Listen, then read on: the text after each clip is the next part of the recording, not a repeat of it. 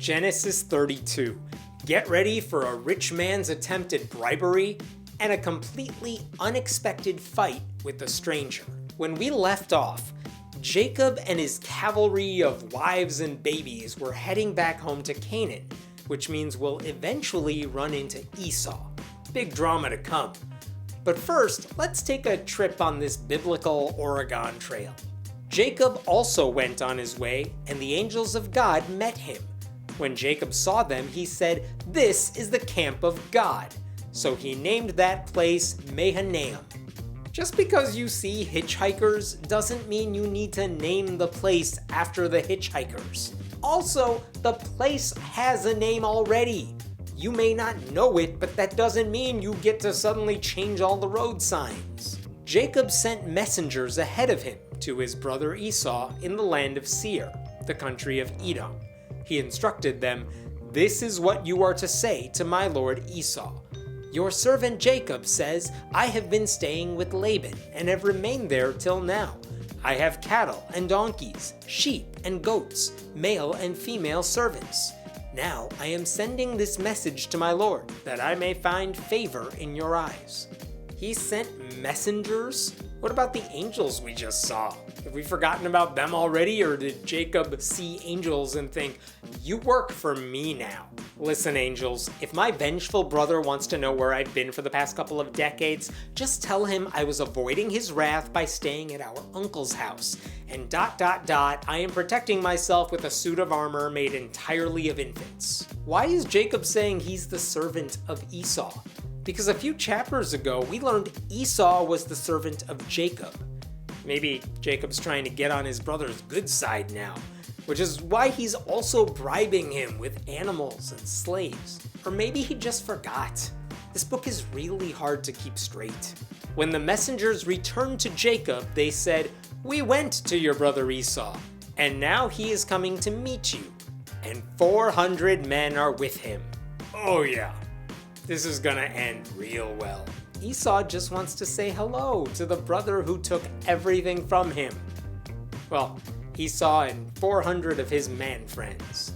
In great fear and distress, Jacob divided the people who were with him into two groups, and the flocks and herds and camels as well. He thought, if Esau comes and attacks one group, the group that is left may escape. He has 4 wives. I wish I could have heard the conversation where he divvied them up. "You 3, stay with me. 4th wife, you and all the babies can just stand over there." Then Jacob prayed, "O God of my father Abraham, God of my father Isaac, Lord, you who said to me, 'Go back to your country and your relatives, and I will make you prosper,' I am unworthy of all the kindness and faithfulness you have shown your servant. I had only my staff when I crossed this Jordan, but now I have become 2 camps. Save me, I pray, from the hand of my brother Esau, for I am afraid he will come and attack me, and also the mothers with their children. But you have said, I will surely make you prosper, and will make your descendants like the sand of the sea, which cannot be counted." Smart prayer. Hey God, remember how you promised to protect me? I'm just trying to remind you, in case you forgot. I need to cash in on this prayer right now. Interesting thing about this prayer, though. This seems to be the first time in the Bible where a character is talking to God, even though God's not literally there.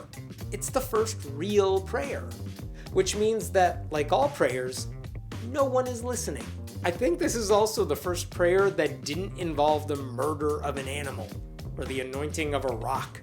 Turns out animal sacrifice and idol worship was totally unnecessary. Who knew? He spent the night there, and from what he had with him, he selected a gift for his brother Esau: 200 female goats and 20 male goats, 200 ewes and 20 rams, 30 female camels with their young, 40 cows and 10 bulls, and 20 female donkeys and 10 male donkeys. He put them in the care of his servants, each herd by itself, and said to his servants, "Go ahead of me, and keep some space between the herds." Wow, how's that for a housewarming present? Some people bring a nice dessert, maybe a toy for the kids. Jacob is giving Esau hundreds and hundreds of animals.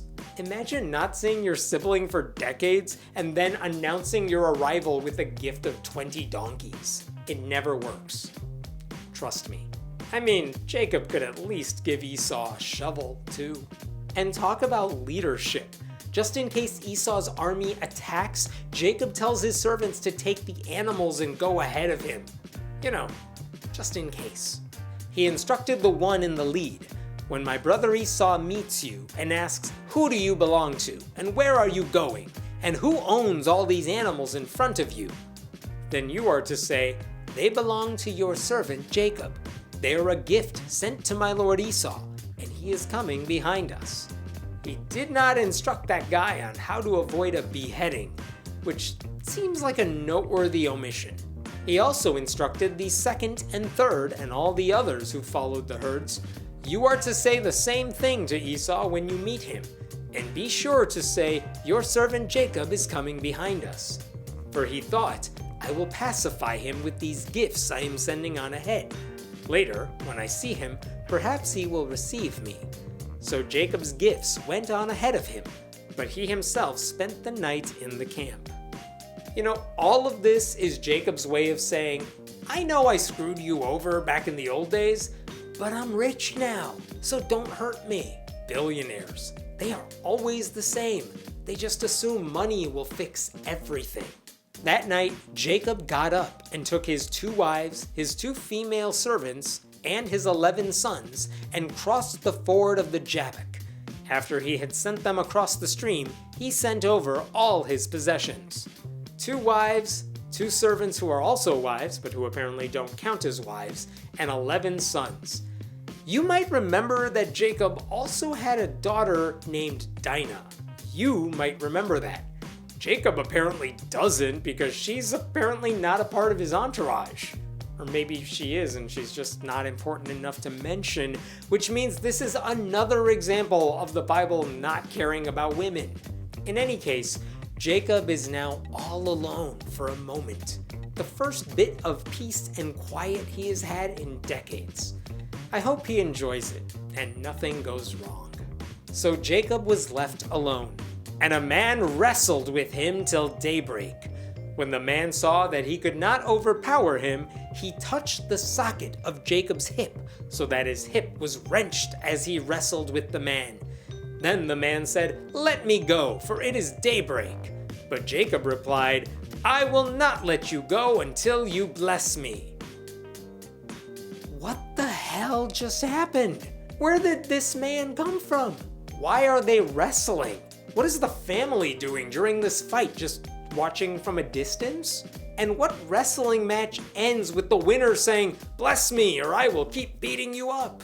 Some Bible translations say the man touched the hollow of Jacob's thigh, which could be considered a biblical euphemism for penis, which adds a whole new meaning to, "I will not let you go until you bless me." I can't believe this isn't even the first time in the Bible we're talking about men touching other men on the thigh. The man asked him, "What is your name?" "Jacob," he answered. Then the man said, "Your name will no longer be Jacob, but Israel, because you have struggled with God and with humans and have overcome." Whoa! M. Night Shyamalan is writing the Bible now, because plot twist, the mysterious man wrestling with Jacob is God, which means God was losing a wrestling match to a mortal. It also means God didn't know Jacob's name, which is weird. If a strange man was fighting you, why would you tell him your real name? I tell Starbucks my name is Bob, but Jacob is in a headlock and still handing over his social security number, which is probably something like 5. But anyway, now Jacob has a new name, because everyone renames everything in the Bible. Jacob said, "Please tell me your name." But he replied, "Why do you ask my name?" Then he blessed him there. It took all of one sentence for the Bible to forget his name is Israel, because he's still Jacob. And spoiler, he's gonna keep being called Jacob. God renamed him and no one cares. But listen to Jacob. Tell me your name, weird man I'm wrestling with, who just told me he's God and that I have a new name. Why is God acting like a superhero afraid to reveal his identity? I'm God. Yeah, but what's your real name? Don't worry about it. So Jacob called the place Peniel, saying, "It is because I saw God face to face, and yet my life was spared." Look at how relieved he is about this. I met God and he didn't murder me. This is a good day. Peniel, by the way, means face of God, which is probably better than penile, which is totally what all of you thought it was, and totally what I'm calling it because it is where people wrestle and touch each other in the groin region. The sun rose above him as he passed Peniel, and he was limping because of his hip. Therefore, to this day, the Israelites do not eat the tendon attached to the socket of the hip, because the socket of Jacob's hip was touched near the tendon. There was a pointless wrestling match, and that's why Israelites don't eat a very specific part of meat. As someone who doesn't eat meat and doesn't know what hip tendon meat tastes like in relation to other meat, this whole section would make way more sense if it just tasted bad and people didn't want to eat it, and they just had to explain to their kids why they were throwing that part away. All of Genesis up to this point has been a long explanation for why Daddy's throwing away a disgusting piece of meat. So to summarize, Jacob is scared of his brother Esau, but ready to bribe him with everything to get back on his good side. But before he can seal the deal, he gets in a wrestling match with the Lord for no reason whatsoever. And that, kids, is why carnivores don't eat hip tendon meat, which might just mean penis. I have never been happier to be a vegetarian.